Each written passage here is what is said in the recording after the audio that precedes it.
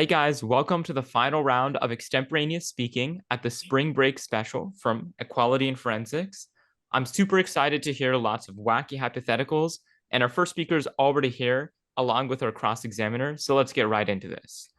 In the classic game of tug of war, the countries of China, Russia, as well as the country of America represents the three countries who are actively pulling on either side, with thousands of African and Asian countries left in the middle, scrambling for who to go to. However, it seems like in this tug of war, it's China and Russia who are winning, as the US lost out on its last hope in democracy when Navalny passed away in Russia. Now, Alexei Navalny was the only opposition and the only strong opposition against President Putin in the country of Russia. Now, President Putin has been ruling over the country for years now, and many experts say that the country is basically an autocratic state at this point. Now, unfortunately, in February 16th of this year, former candidate Navalny passed away in prison, and this is because of apparently a sudden heart disease symptom. However, many experts say that the actual reason why he died was because Putin was conspiring against him and led to his cause of death. In an attempt to eradicate any trace of a democratic leader left in Russia and to only increase and strengthen his power in the state. Now, China was obviously not that deterred by the news because China and Russia have been collaboratively working together for years now.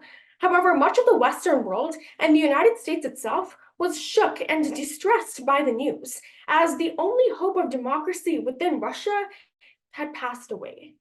So considering that in this scenario, Alexei Navalny, with the global uprising of individuals who are mad about his death, has finally risen up and has come to restore democracy in the Kremlin with an army of zombies, how will this impact the Sino-American alliance?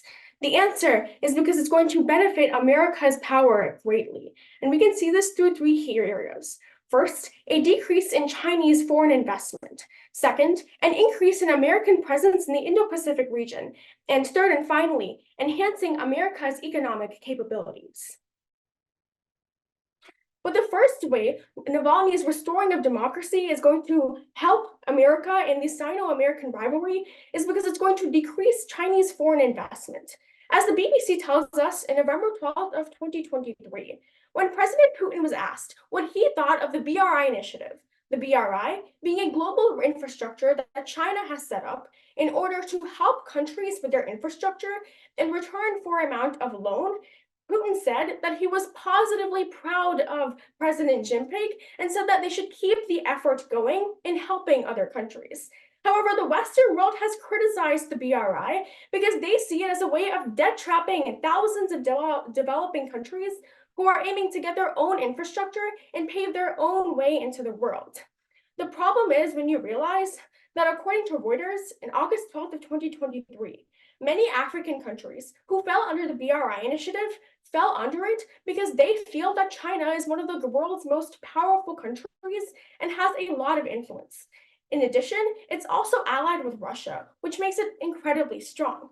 So the answer is that when Russia becomes a democratic state with Navalny, that's going to significantly decrease the power of China because when these countries see that US and Russia are now more allied than ever, they're going to be less inclined to want to ally with China when there's a growing influence of democracy taking place in the world. So the first way it's going to help America is because it's going to decrease Chinese foreign investment, helping America. But the second way this is going to help America in the Sino-American rivalry is by increasing American presence in the Indo-Pacific region. As an article by CNBC tells us in June 12th of 2023, in the Indo-Pacific region, China remains the sole hegemon in the region. And that's because many countries, like the Maldives as well as Bangladesh in South Asia, feel like China is the only country geographically that's capable of protecting these countries should any harm come. And also, over the last couple of years, they've proven to be one of the most promising partners, as stirrups in the House of Representatives in America have led to a lot of decisions in foreign policy. China has remained to be stable and consistent with the policy that they give these countries. However, a report found by the Carnegie Endowment for International Peace tells us in January 12th of this year that many of these countries feel like if America was not only geographically closer, but more importantly, if they were actually the most powerful country in the world and there wasn't so much of autocratic influence from countries like China and Russia, that they would be more inclined to turn to America. So in the case that Russia became a democracy, these countries would also turn to America as the sole presence in this region, which would mean that it would solidify ideas of democracy and equality throughout this region, a region that's been plagued with autocratic ideals because these countries feel like they have no other response but to turn to China. So the second way this is going to help America and the Sino-American rivalry is by increasing American presence in the Indo-Pacific region, solidifying ideas of democracy. But the third and final way this will impact the Sino-American rivalry is by enhancing American capabilities. As a report found by The Atlantic in June 12th of 2023, that over the last couple of years, the countries of China and Russia have worked collaboratively on many projects in the last couple of years, specifically in space exploration and scientific research, each other mutually benefiting and helping these sectors in the process. The problem is, however, that in this case, when Alexei Navalny comes in and Russia ends up being more democratic and allying with the US, this collaboration is significantly hurt. In fact, if there's a democratic Russia, it's also going to be more inclined to help the United States access more democratic opportunities in Russia. And one of this would allow increasing collaboration and research capabilities between the two countries in an attempt to foster a democratic relationship between the two. This would benefit America's research capabilities heavily because when both countries are collaboratively working together, it heavily benefits America's economic capabilities in space exploration while hurting Chinese in the process. So the third way this will impact the Sino-American alliance is by enhancing America's economic capabilities, while in turn hurting China's in the process. So when looking back on today's prompt and question, Alexei Navalny recently restored the Kremlin with an army of zombies to try and restore democracy. How will this impact the Sino-American alliance? We said it was going to benefit America. First, because it was going to decrease Chinese foreign investment. Second, because it was going to increase American presence in the Indo-Pacific region. And third and finally, by increasing economic capabilities. So in this tug of war, let's hope that America gets some momentum and wins, because it means that ideas of democracy will have been spread throughout these countries. All right, so let's start off with your first point. You claim that foreign investment will be hurt, but doesn't Russia not really have anything to do with the Belt Road Initiative? So my response was that Russia itself supported the BRI initiative. My response is that because Putin was leading it, he supports the Belt and Road Initiative, which means that if Russia turned more democratic, they would start to lessen their response and not support this initiative, which means that those developing countries would be more inclined to seek that greater influence of US and Russia rather than just China. Sure, but what impact does Russia's influence actually tangibly have on the Belt Road Initiative? So, like I said in my point and my evidence, a lot of these countries feel like because China and Russia are allied together, they have the most power and the most influence in today's world. So if Russia turned democratic and turned to the US's side, they would have less confidence knowing that China has the most power or has the most influence, and would therefore be more inclined to turn to US and Russia. The impact would be that those countries themselves feel like those powers have more influence. But they're accepting the Belt Road Initiative because China's giving them money. Wouldn't they continue to as long as China does? No, because like I said time and again in my point, these countries are accepting China's initiative, yes, because they need money, but more importantly, because they feel like China is at the position and has the influence to protect them. But if Russia turned more democratic and went to US, they would feel less confident in China's capabilities with growing influence in those two countries. All right, sure. Moving on to your second point. If China is geographically closer, then why wouldn't they still be able to have influence in the Pacific?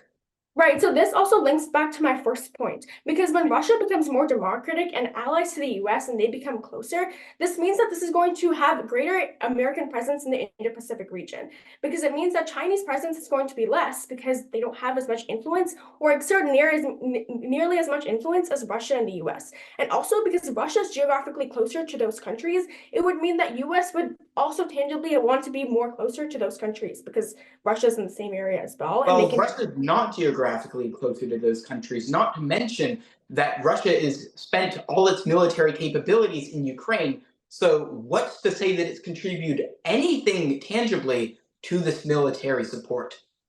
Right, but we don't know the fact that if Navalny becomes president and he detests what Russia's doing to Ukraine, that they're not going to stop the war in Ukraine. That's also a valid point that Navalny might do when he becomes into office, which means that Right, there is but war in Russia and as Ukraine. far as these countries are concerned, as I'm far as sorry, these countries are concerned, though, nothing has changed. Russia hasn't supported them in the past, and they're not going to continue to. I didn't So, hear the what first. really has changed? I'm sorry, I didn't hear the first part of your question. But for these countries, nothing is really changing because they didn't get support from Russia before, and they're not going to in the future. So, from their perspective, then what's the huge deal? Right, so the main point is that because China's influence is going to be less, right? China's tangible influence on these countries, their picking of these countries or who to be like their leader is based on who has the most influence. If China's decreases, their sizable influence is going to then go to transfer to US and Russia, and these countries are going to be more likely to go there. All right. Thank you all so much for that awesome first speech and cross-examination. I'm going to check if our second speaker is here. I believe they are. That's Hassan Sarfaraz, and I have their question. Yeah, that would be me. After Okay. buying more US politicians, Benjamin Netanyahu declares himself dictator of Israel and annexes all of Palestine with full support from Joe Biden. What can the international community do to respond? Back in the 1970s, everybody was living their day-to-day lives when US scientists made a shocking discovery. Man-made chemicals were heavily damaging the ozone layer, and if major action wasn't taken, then it could be permanently damaged beyond repair in the next couple decades. Because of this, the US reported their findings, and countries from all over the world helped to meet up and create a global ban on these chemicals that were so harmful. And as the UN Environmental Program tells us on September 15th of 2021, the Montreal Protocol was passed in 2008, the first and only ever resolution in history to be passed by every country in the UN. But right now, it seems that the global community is going to need to band together once again, because Benjamin Netanyahu has completely annexed Palestine and taken over as dictator of Israel with full support from Biden. And it leads many to ask the question, what can the international community do to respond to these attacks? And the answer comes in three key areas. First, the diplomatic relations and cutting ties with Israel. Most countries are going to have to cut ties with Israel and stop interacting and negotiating with them if they want change to happen. Second, are the legal battles that are going to happen in the UN and public global courts all over the world on what action is going to be taken. And finally, is the trade and economic impact, which is going to just show what specific actions these countries will take to help try and fight back and protest against Israel. First, we can look to the diplomatic relations aspect. What countries are going to be stopping diplomatic relations with Israel? Well, the most likely answer is pretty much everyone except for the US. As MSN quantifies for us on March 17th of 2024, most countries are already losing public interest in Israel. Just Ursula von der Leyen, just 2 weeks ago on March 17th, tells us about how she denied multiple requests from Netanyahu to open the EU borders to help provide funding, military aid, and more land. They've been denying requests for Israel because of the fact that they don't support their bombing of Gaza, their violation of the ceasefire, and their invasion of Rafah. Even after purging some Hamas generals, they are still leading to thousands of innocent civilian deaths. And the European Union isn't the only country to be following this pattern. As Al Jazeera tells us on March 20th of 2024, countries like Canada, Belgium, Netherlands, France, the UK have all stopped providing funding and military aid toward Israel, even though some of them used to do so in the past. And while humanitarian aid has still remained active, it means that these countries are losing interest in Israel because they don't provide enough and they don't like supporting the actions and what they consider to be genocide. But now we have the legal battle aspect, which is taking action in courts like the UN and seeing what exactly these countries are going to do. What exactly is going to happen and will it be effective? Well, we can just look to the last UN resolution that was passed about this conflict on March 25th of 2024, as the UN Security Council tells us the UN's passing ceasefire because the US abstained from voting. This just means that Israel and Hamas were supposed to stop attacking and engage in peaceful negotiations.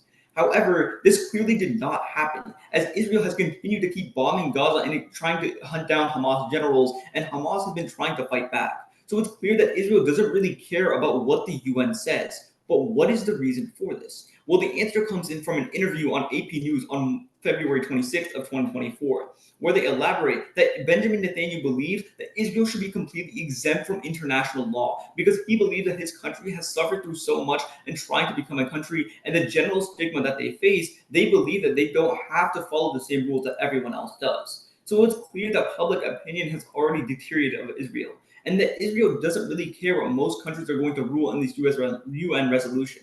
If they violated the ceasefire, they're not going to care about much else. So why should we conduct these legal battles in the first place? Well, the answer comes in the third and major point, which are the trade and economic impacts. Because while many countries may take action against Israel here and they won't care, what does matter is Israel's economy. If they can't fund this war, they can't continue it. And their economy is the biggest place to strike. But how much of an impact can we actually make? As Statista tells us on March 11th of 2024, the US is the #1 biggest trader to Israel, sending billions of dollars in military funding and humanitarian aid, even cutting money from departments like the IRS in order to do so. So can these other countries make an impact? Well, the answer is yes, through methods like embargoes, trading boycotts, and other areas. But how effective exactly are they? Well, we can just look at what other countries that Israel traded with besides the US. It's going down the list, it's China, Belgium, Netherlands, the UK, and other countries that are all currently not in support of Israel. But after this action, they're still trading with them. But after this, they're not more likely not going to be because of Israel's dictatorship-like actions. The global community is going to band together again. But will it be enough to stop Israel? Many are still frightful for this decision, but just look to an article from Time magazine on February 19th of 2024, quantifying how effective boycotts can be. As Starbucks promoted themselves last year by saying they would provide some of their funding and profit to Israel, they lost customers and faced harsh relations. But let's quantify the statistic. In the past fiscal year, they lost $11 billion purely because of their support for Israel, and millions of people all over the world boycotting and demanding that their actions stop. If more and more countries and more people are losing public support of Israel, it means that their profit is going to cut as well. And while it may still be enough for them to keep going because President Biden is fully supporting them, it still means that the international community is making an impact and striking home where it hits the most, the money that keeps their government running. The world is a frightful place where everyone is ruling for themselves. After all, it's in human nature to want to win and be selfish. But in the past, we banded together to help support and protect each other when it meant interest for ourselves as well. We can look to the UN in 2008 and the Montreal Protocol. It's time for the global community to band together again and stop against Netanyahu's dictatorship by cutting off diplomatic ties, engaging in legal battles, and hitting where it hits home the most with trading and embargoes. It's time for Israel's dictatorship to stop. And it's time for the international community to respond in the best way they know how. Thank you. So on your first point about cutting ties with Israel, you yourself said in the speech that countries don't want to support Israel, whatever Israel is doing in Gaza, correct? Yeah, most countries have already publicly decided against. And this prompt says that US is going, or President Biden was very enthusiastic when this happened. Like he was enthusiastic about. Yeah, he's in full support. Right. So how would you support that how would the world cutting ties off with Israel, but keeping ties with the US prove anything? Because if US is supportive of what Israel is doing, how are those countries going to keep ties with the US? I mean, there's still countries that don't support Israel but still trade with the US. Like Saudi Arabia still trades with the US, even though they're not in strong support of Israel. It may not be as common, but it doesn't mean like it's exclusive with each other. Some countries may boycott the US, but a lot of countries rely on the US economically to keep themselves afloat. Realistically, it's not likely that they'll boycott both countries, but rather they're going to choose to try and boycott Israel to make change, but they need to keep themselves running as a self-sufficient government. And that's why they'll still trade with the US. Right, but if you claim that the international community should condemn Israel for what they did, is just cutting off ties with Israel going to be enough? Shouldn't they be doing something more, like cutting off ties with the US? Because wouldn't that actually be sending a message to Israel that they need to stop? Okay, cutting off ties with the U.S. is one solution I considered, but when you realistically look at it from the international community's perspective, most of these countries like China, Russia, some of these more independent countries that are known as kind of the eyes of public enemy, right? They are more focused on themselves. And while they may boycott Israel, they're not going to hinder their economy so heavily by cutting off trade with the US in order to boycott. Yes, some countries may follow this action, but a majority of countries aren't going to because it's not sufficient for them. So do you think that just cutting off ties with Israel is going to be as big of an impact to prove to Israel that what they're doing is wrong?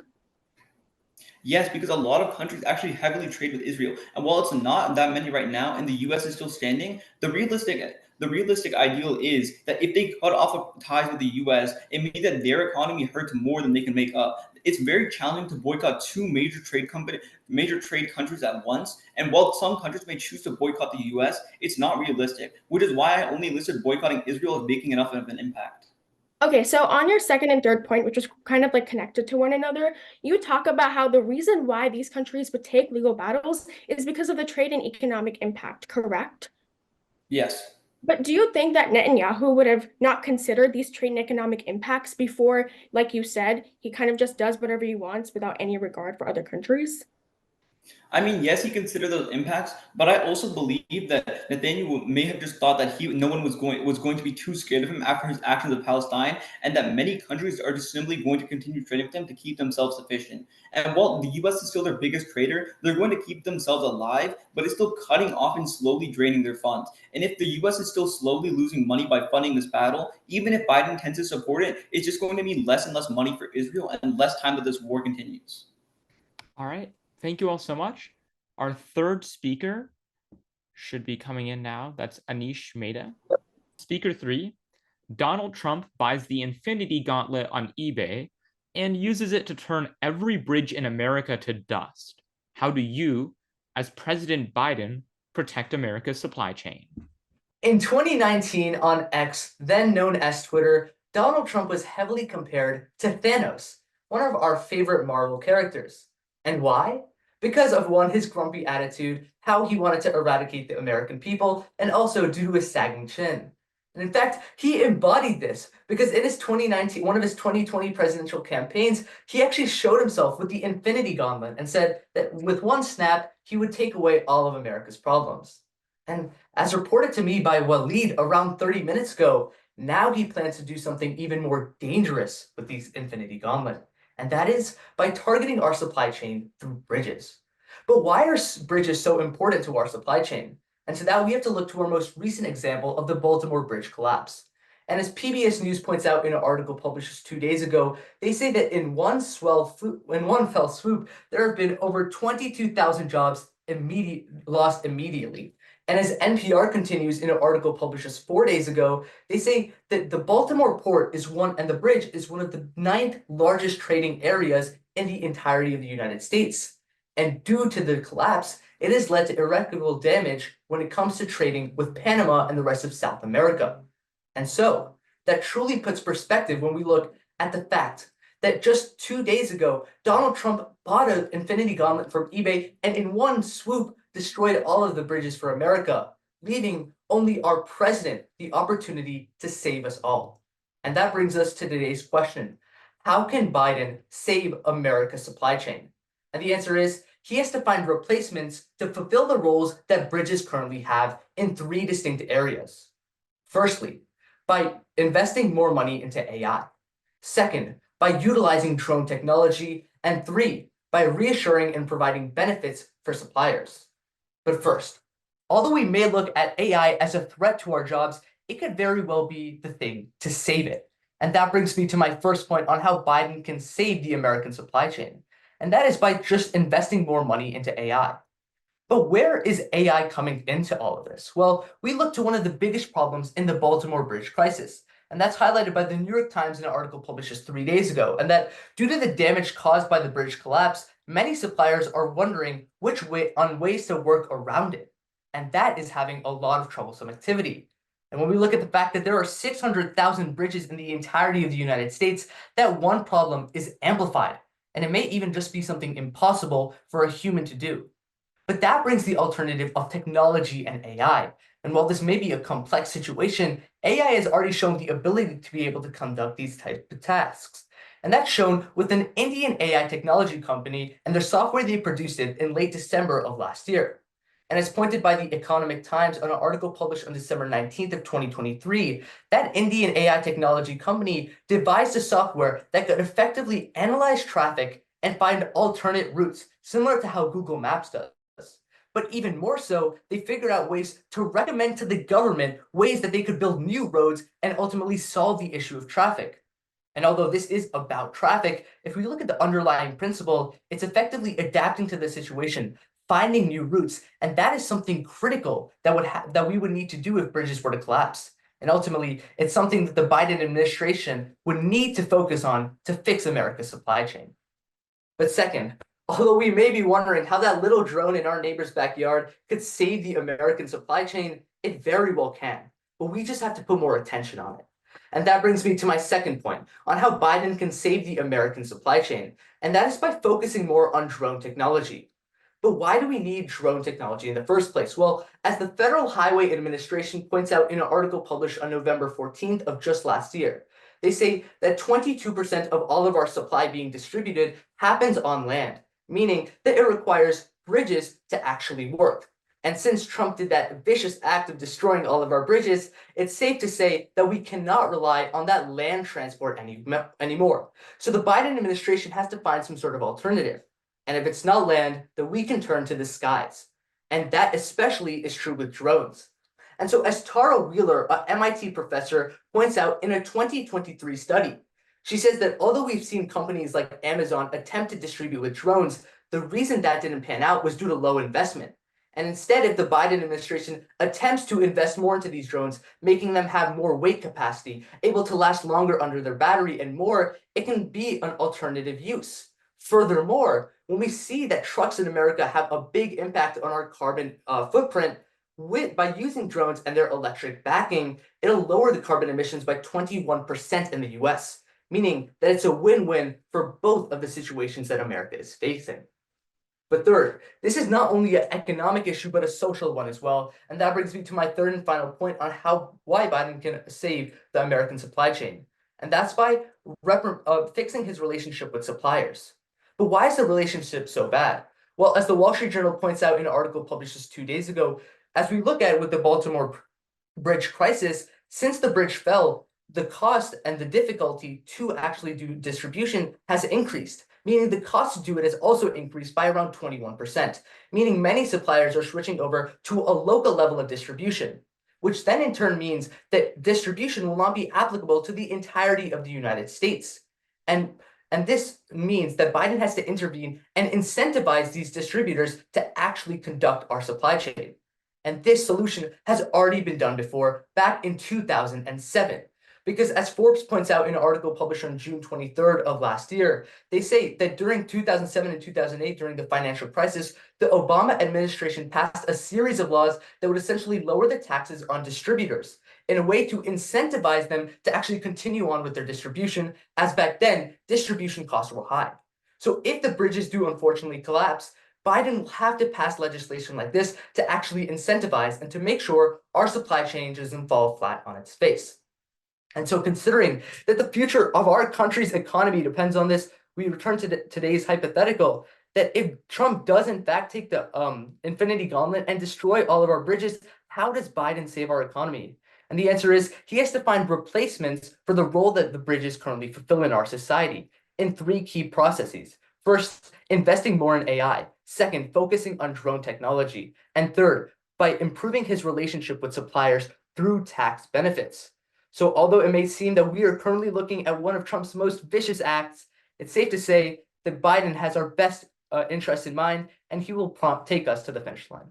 Thank you. I got a final time of 7 minutes, 11 seconds. Thank you so much.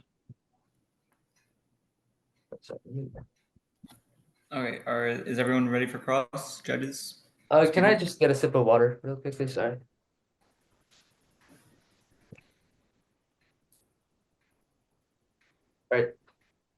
All right. So you mentioned like we should create alternate routes and use these to kind of replace bridges as they are, right?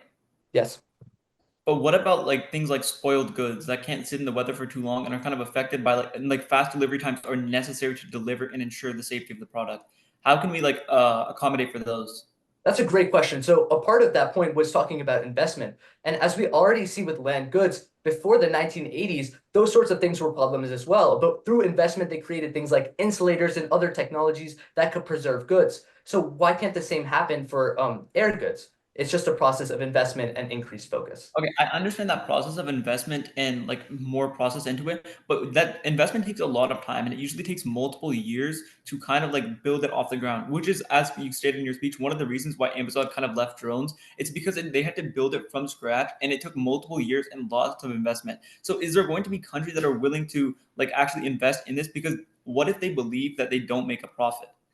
Well, if you're talking about an international stage, well, first I mentioned that not only does this help our supply chain, but it also helps our climate state as well. So for such an expansive project that that will actually give us so much benefits, it's obvious that it will take a lot of time, but that time will be well spent in creating a stable foundation, leading to more American and international prosperity in future years. Okay, so in the long term is fine, but what do we do in the status quo when drones are still being invested in and there's no bridges to help with transportation?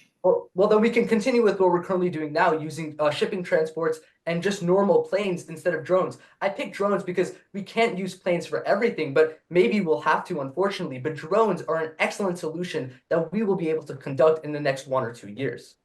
Okay, so you mentioned how like drone shipping and planes can't be used for everything, but like kind of ignoring not just the environmental impact this would heavily have because we're forcing more planes and ships, but also what about the goods that struggle to be transported on these like smaller goods or larger quantities that will be struggled to be transported on these planes and ships? Can you give me an example of one, please? Off the top of my head, kind of just like not just like small farmer products, but also like again spoiled goods. Even with insulators, it's still going to take lots of investment. Correct? Well, I'm not sure if you know this, but actually, when it comes to like things like Amazon or grocery stores, a lot of fresh produce is actually transported not only through distribution but also through planes. So that wouldn't be a necessarily problem. And if it is a problem, it would have already figured out a solution for that. Okay, so moving on from kind of that investment area, well, you mentioned like your final point, how these companies like they don't distribute on the national level after the 2007 crisis because profit. Do you think that like tax reductions is going to be enough of an incentive for companies to distribute on the national level because they're likely going to be losing lots of profit because of it? Well, like I mentioned, if it was enough of an incentive back in 2007 to actually revitalize our economy, I'm unsure why you would think that it wouldn't be a strong enough incentive now. Okay, but it's a different situation. Like 2007, yes, we had an economic crisis, but the state of the world and many other things have changed. And back in 2007, 2008, we still had like it was easier to transport things. With the lack of investment and lack of infrastructure in things like drones and transportation, do you think it'll be enough for these companies to take on that risk of investment?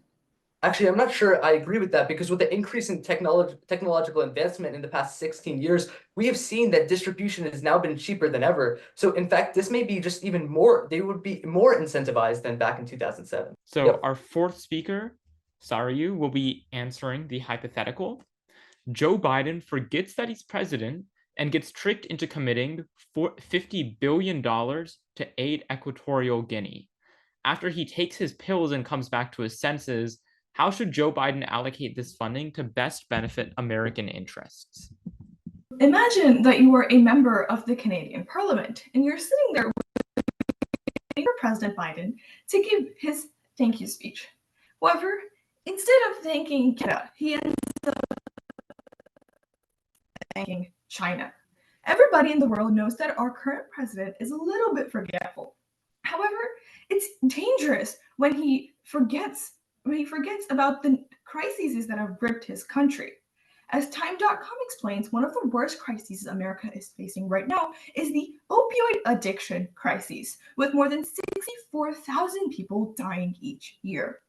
Further, ABC also expounds, saying that the gun crisis is also gripping the nation. As of February 15th, 2024, only a mere 5,000 people have died, and only 3,000 people have been injured. On top of this, CBS News on January 26th of 2024 also reports saying that this crisis is rampant throughout the nation, as more than 6 in 2023.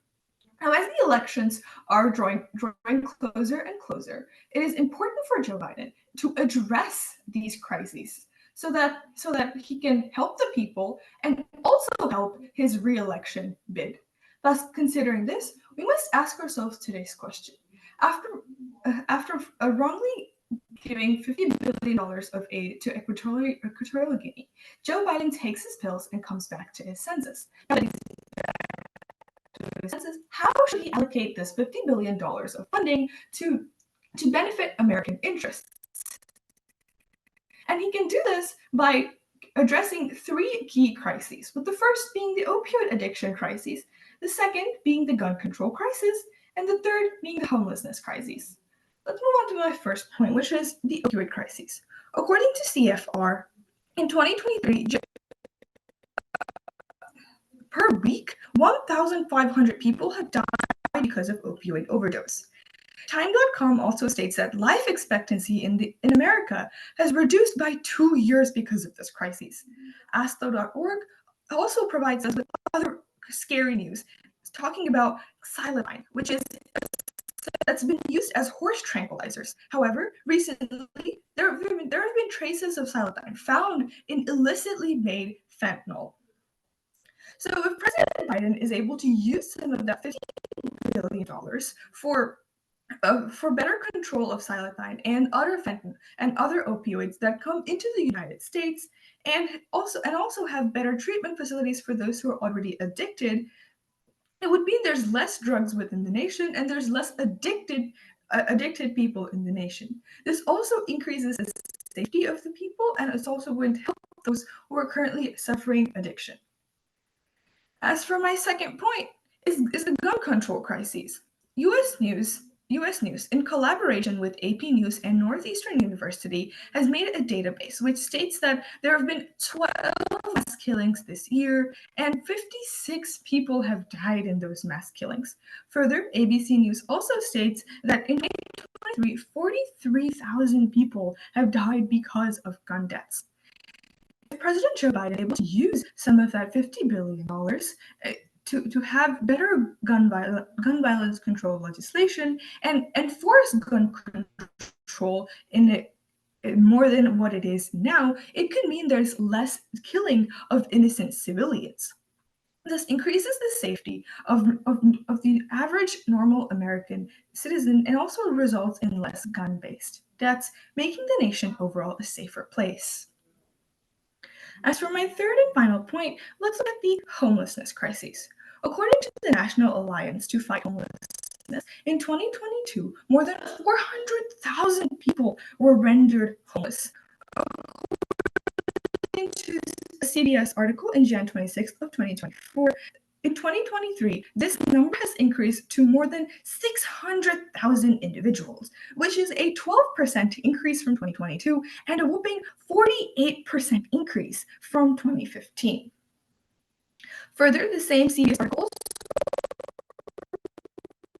population spent somewhere between 30 to 50% for their housing.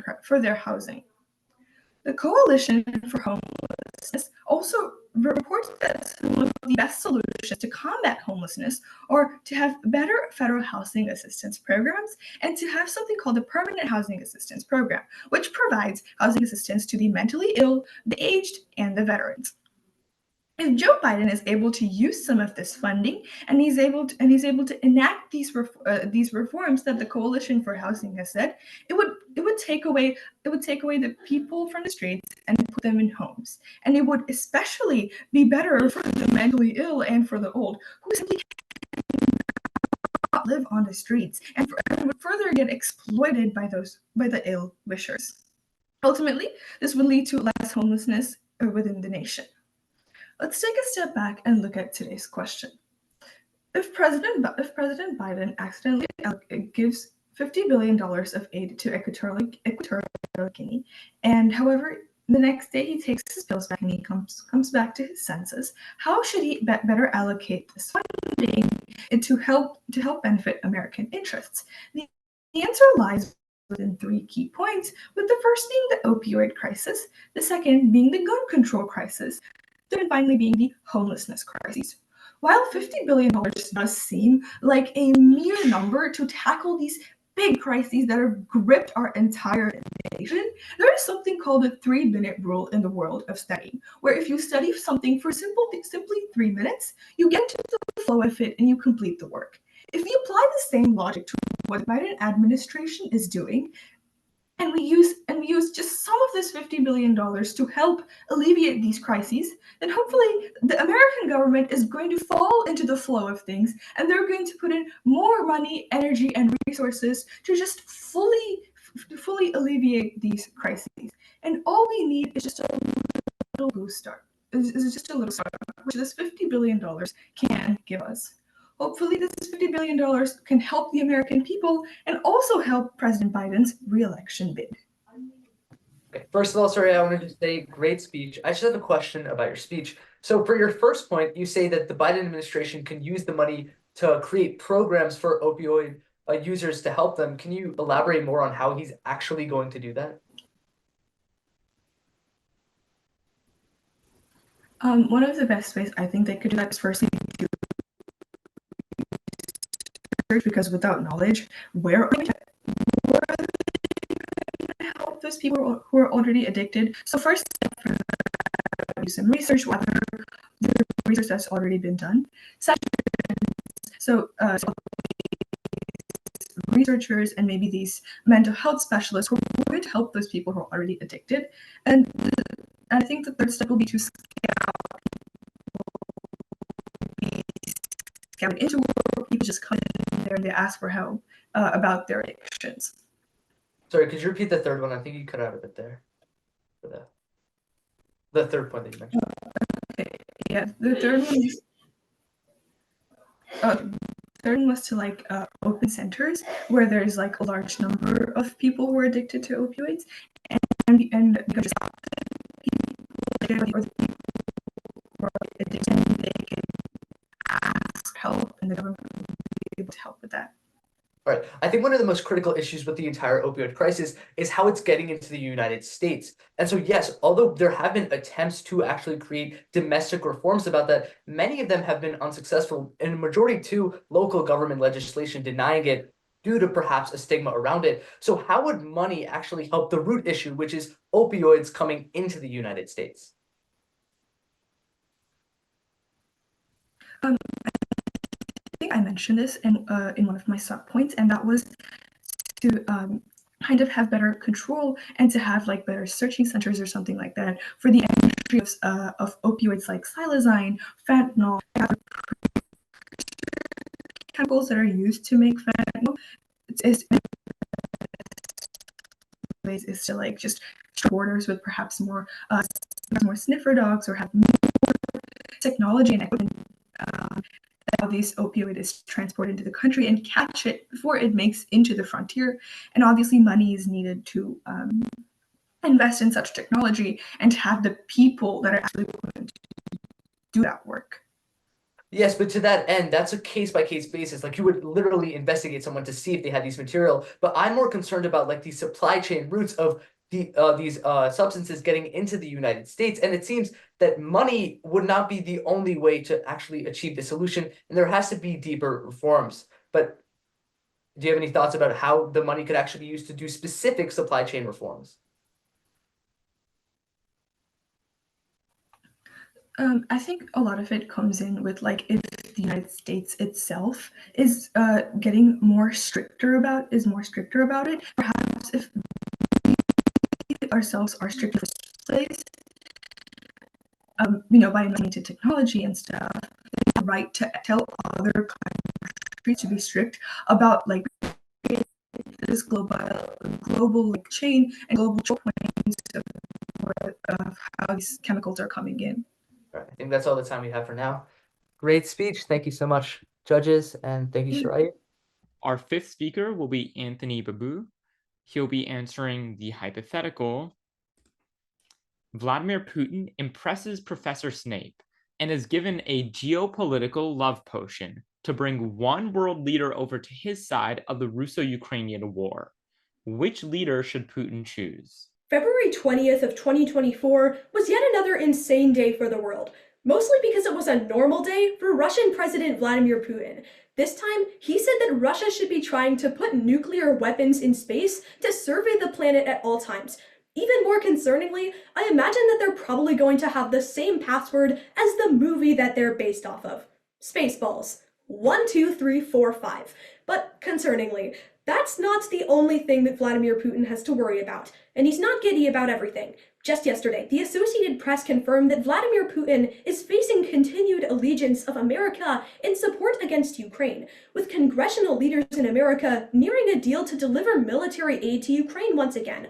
Obviously, this is extremely concerning for Vladimir Putin, as such American delivery of military aid would damage the future success of his military campaign in the region.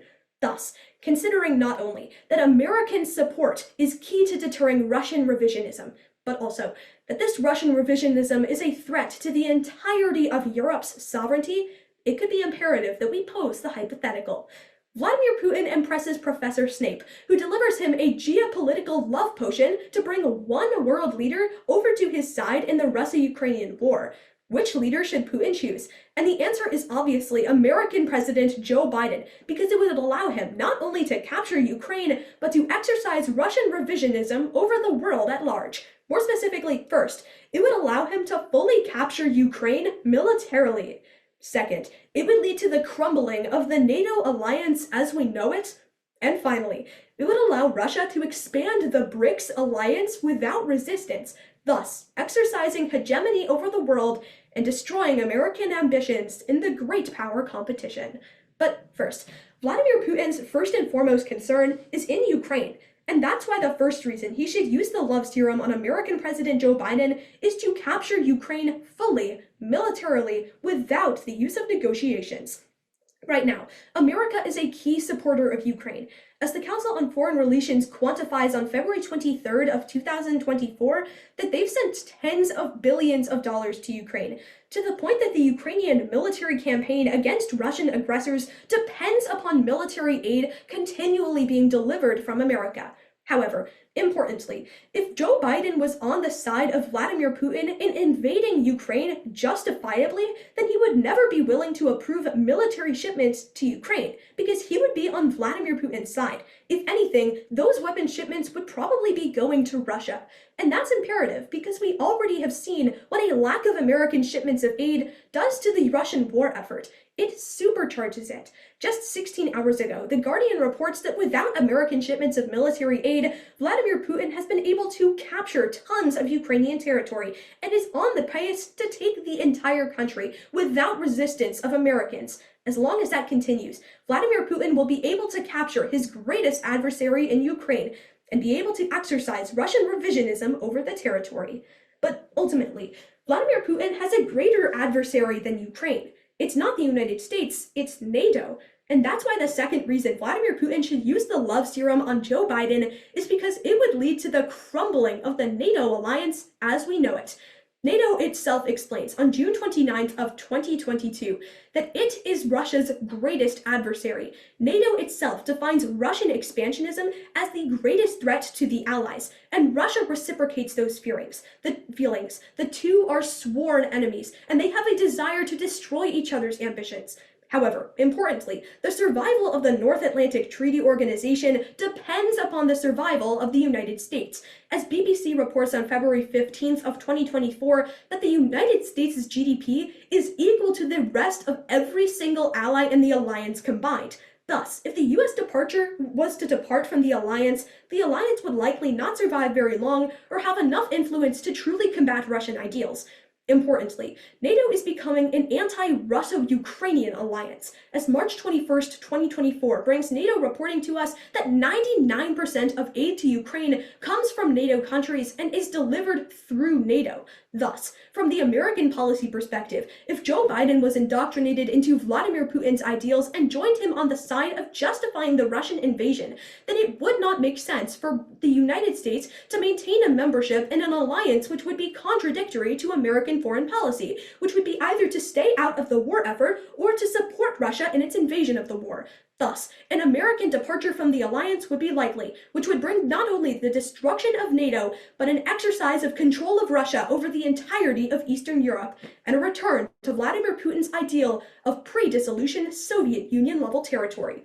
But ultimately, Russia's ambitions are worldwide, and this is why the final reason he should use the love serum on Joe Biden is because it would allow him to expand the BRICS alliance and thus exercise hegemony over the world.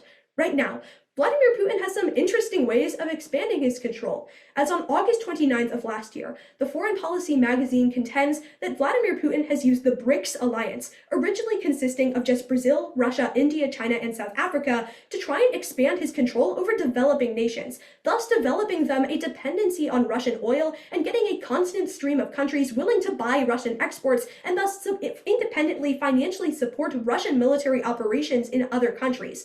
However, Joe Biden has been an obstacle to this expansion, as the Tufts Fletcher School writes on August 18th of last year that it has been Joe Biden's foreign policy doctrine to try and meet this expansion with American expansion of their own, even trying to infiltrate BRICS original members, Brazil and India, to try and prevent the approval of future expansion, which is a grave threat to Russian ideals. Thus, if Vladimir Putin was able to indoctrinate Joe Biden, Biden would see Vladimir Putin's expansion of BRICS as simply a method of trying to expand his efforts to win the Russia-Ukrainian war, something that Joe Biden would likely be okay with post-love serum. Thus, he would allow the expansion of the BRICS alliance, which would not only mean the expansion of Russian hegemony over developing countries and a stray away from strategic neutrality for millions around the world, but an exercising of Russian revisionism and a victory in great power competition. So when returning to the hypothetical, who should Vladimir Putin use the love serum on? The answer is clear. It's Joe Biden to fully win over American support and thus win over world support in the great power competition. So firstly, with your answer, you said that you would use the love potion on Joe Biden. I would like to ask you, would Putin make it obvious? Like, would Putin explicitly state that, yes, I used it on Joe Biden, or would he just keep it secret and kind of go with the flow? I don't think that's exactly the burden that this question is posing. It's simply posing who he should use the love serum on, not the manner in which he should use the love serum. But to answer your question, it probably wouldn't be very wise to tell the rest of the world that he possesses such revolutionary technology. So doing it in secret would probably be the best bet. So yes, you would do it in secret. A little bit follow up on that question.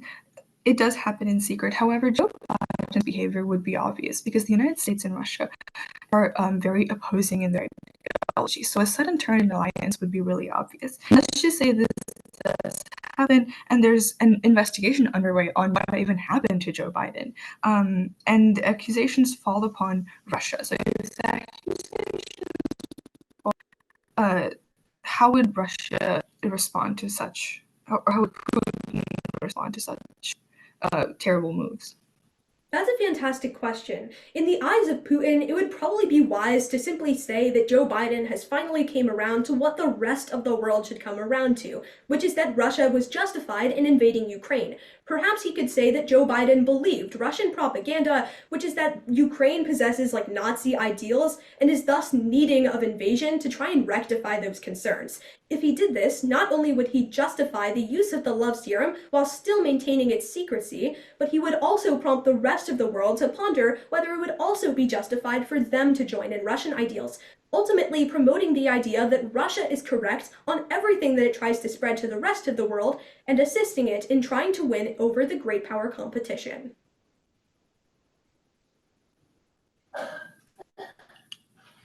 Okay, so my second question to you also is upon the overall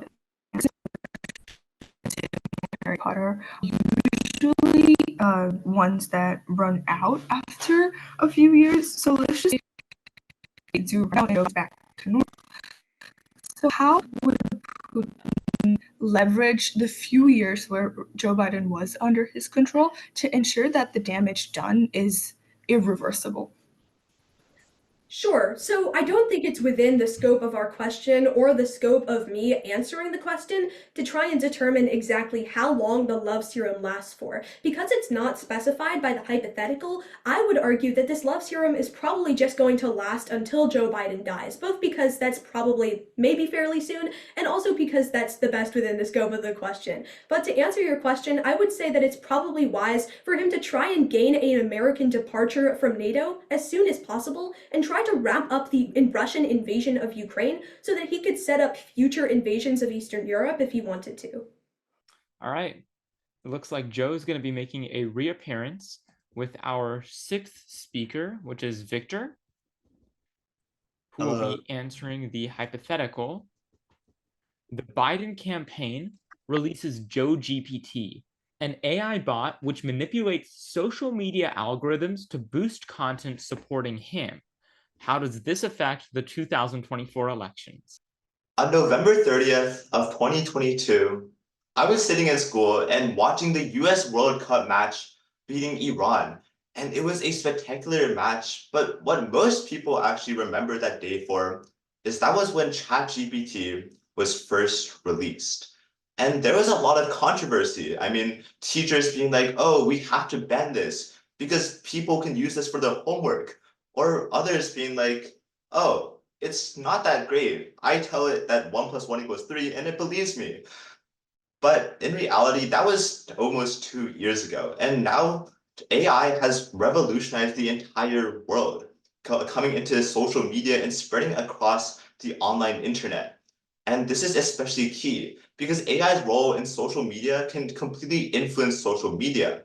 And this is more important because Penn State, a research article by Penn State in December of 2023, found that social media now has extreme views and it can be used to influence many different things, but crucially, the 2024 election, which is why that influencers can take extreme takes and other people will go along and follow with them.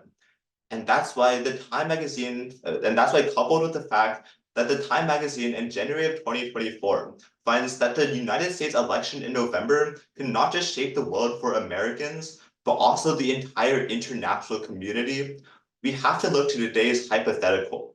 If the Biden campaign released Joe GPT, an AI bot which manipulated social media algorithms to boost content supporting him, how does this affect the 2024 election? And the answer is it could completely turn the tides in 3 key ways. First, by boosting society engagement. Second, by regaining targeted voters. And finally, by being able to take down Trump. But first, let's talk about community engagement.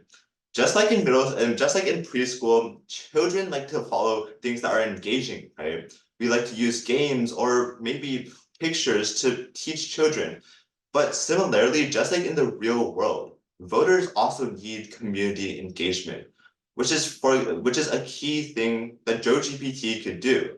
In fact, a Medium article in August of 2023 found that social media influence can have a huge impact on engagement. When properly used, it can reconnect citizens and governments and re-foster a dialogue.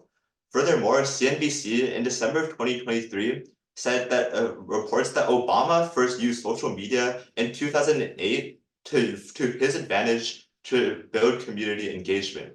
Therefore, if the Biden campaign released Joe GPT, it could foster positive views about Biden himself and actually bring the community and Democrats more closer and bring voters more likely to vote for him. But secondly, another reason why it would turn the tables for Biden is because of targeted voters, especially young voters. Because currently Biden is drastically losing the support of young voters. In fact, The Hill in February of 2024 found that Biden was only leading by 4 points compared to 20 points in 2020. This huge gap that he's supposed to be able to take control of is starting to diminish. Because as NBC News finds that it's because of his stance on the Israel-Hamas conflict, where he's been sending lots of military aid and funding to Israel, supporting its genocide of Palestine, which many young voters are actually opposed to. However, what they don't really notice is that he's actually taking policies to fix his stance. In fact, Reuters in March of 2024 reports that in the State of the Union, Biden actually built a new initiative, for example, a new port in Gaza to support more humanitarian aid. Furthermore, Biden policies have been extremely successful. For example, in Bidenomics, where he's been able to slow down inflation and actually bring up jobs. This is key because when Joe GPT is released, it can show these young voters that not only is he not doing all these bad things, he's also trying to improve the situation, and he also has positive policies that can improve the entire country. But finally, the last reason as to why the last reason as to why the last reason as to why Joe GPT would turn the tides is because ultimately these voters have to choose between the lesser of two evils, Donald Trump or Joe Biden. And eventually what happens is Donald Trump is ultimately going to be hurt by Joe GPT. Because as NPR in February of 2024 finds that deepfakes have been very common across social media, and they're very crucial to spreading misinformation. In fact, furthermore, The Atlantic of January of 2023 writes that there's many scandals of Donald Trump that have not been fully developed. And with Joe GPT's development, when it was published, it can manipulate social media algorithms to not just show positive sides of Joe Biden, but also negative sides of Donald Trump. Which is why CBS News in March of 2023 reports that because of the deepfakes, Paul Vallis, a person running for the Chicago mayor, actually lost his campaign because before the election, a video was posted thousands of times on social media showing a deepfake of him saying the opposite of what he advocated for. This is what Joe GPT could create deepfakes against Donald Trump. Which is why when we look to today's hypothetical, if the Biden campaign released Joe GPT, an AI bot which will manipulate social media algorithms to boost content supporting him, how would this affect the 2024 elections? And the answer is it would turn the tides in his favor in three key ways. First is by overall building more social media engagement. Second is by increasing targeted voter blocks, especially in the young voters who currently disapprove of his policies by showing them actual positive policies. And finally, because of defamation of Trump, where ultimately these voters have to choose between the lesser of two evils, and Joe GPT could show that Biden is ultimately the better. Thank you. So that was a really awesome speech. I just have a couple of questions. So first, just in general, you would agree that a lot of people are pretty anxious about artificial intelligence, right? Yeah, sure, but I'd also argue that, for example, artificial intelligence in social media, such as deepfakes, are very rarely caught, and it's hard to tell the difference. Right. Okay. So if people are anxious about artificial intelligence for reasons like it could cause automation, which mainly harms working class voters, would working class voters want to vote for a president who has openly demonstrated that he's willing to support the expansion of artificial intelligence? Okay, I would argue that GPT artificial intelligence would only manipulate social media algorithms and not really like automation and these other things. Furthermore, it could promote more positive policies about how Joe Biden has shaped automation, which would actually incentivize these people to vote for him. Yeah, but Joe Biden would still be indirectly supporting the expansion of artificial intelligence technological development, which also includes other AIs, which are actively taking workers' jobs, right? Sure, but I'd still say that like his support of this AI bot, which is specifically social media, doesn't mean that he would have to be forced to like have this stance on public opinion that he supports all artificial intelligence. Okay, sure. So I want to move on to your first point in that case about boosting social engagement. You talk about the benefits of social media, citing, for example, when Obama's campaign went digital. But do you have any examples about how artificial intelligence's specific use in the past has helped political spheres or has helped Right. political campaigns? So while I'm not great with AI or what specific AI bots there are, I'd say that with GPT specifically in the prompt saying that it's targeting social media algorithms, I'd say that it'd be able to understand community dialogue and improve engagement. Okay. In that case, I want to move on to your second point about regaining youth voters. So you mentioned that if he had these complex algorithms, he would be able to advertise about how he's saving civilians in Gaza. But if people are online, they're also probably reading the news, and they're also only going to be seeing more headlines about how more Gazans are dying, because it's not like we're stopping Israeli arms shipments. So would the benefits really outweigh the harms of people using digital spheres more for the Biden campaign?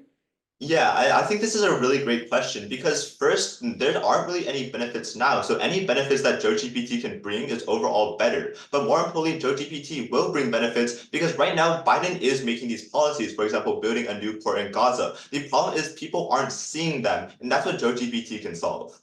Okay, but people watched the State of the Union address, right? You say that he talked about these things, and yet people are still disapproving of him. So how would just telling them the same thing again change anything?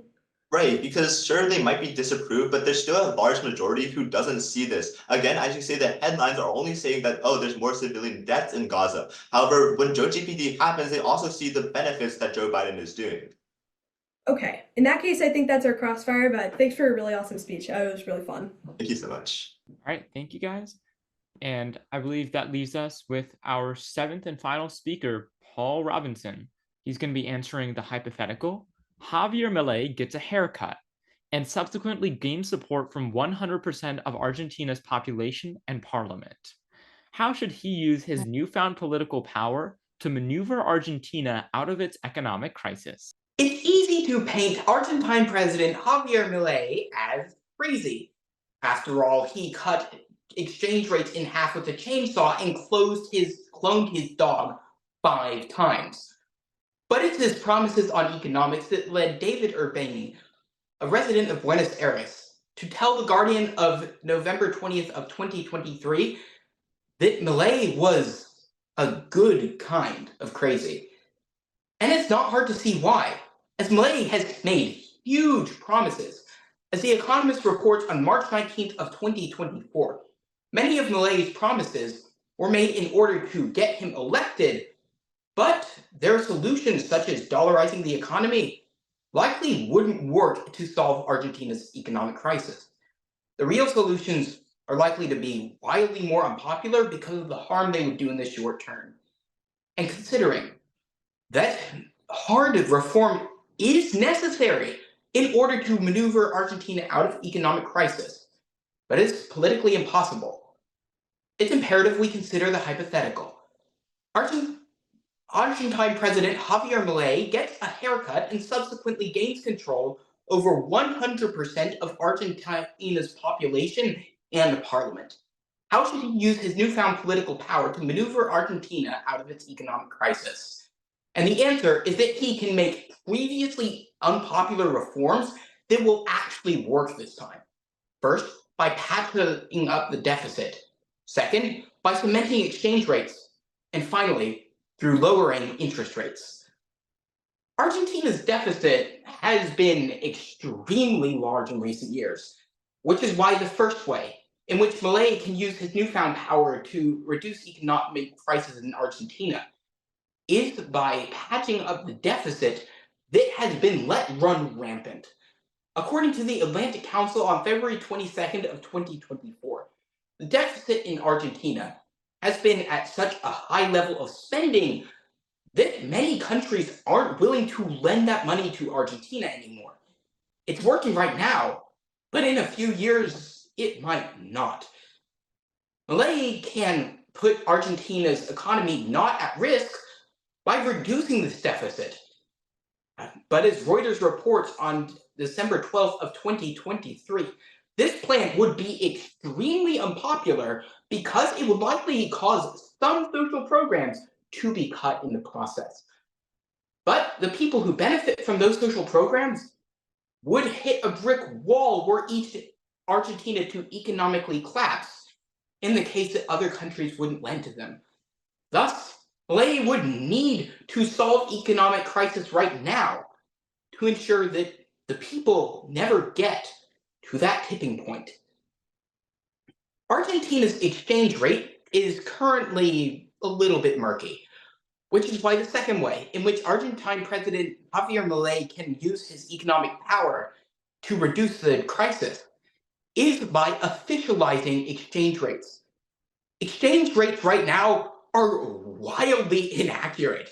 As Bloomberg reports on October 13th of 2024, or rather 2023, that because the exchange rate is around 400 pesos different between the black market rate and the official rate, this means it's extremely difficult for foreign companies to do business, as many of them have to pay the official rate even when they're only getting the product for the black market rate.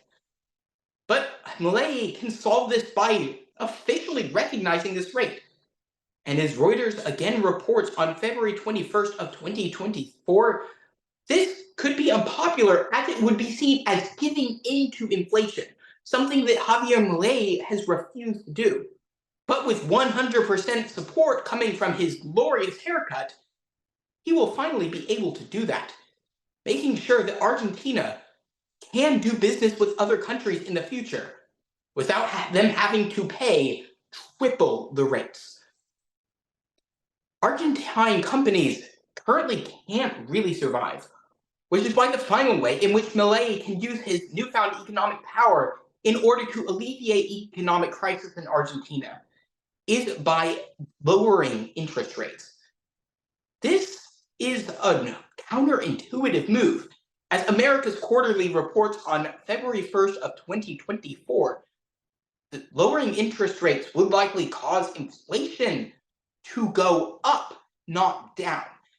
Because of this, cutting interest rates has been a mainstay of Argentine President Milei's policies. But if he were to actually lower these rates instead, this would help businesses in Argentina.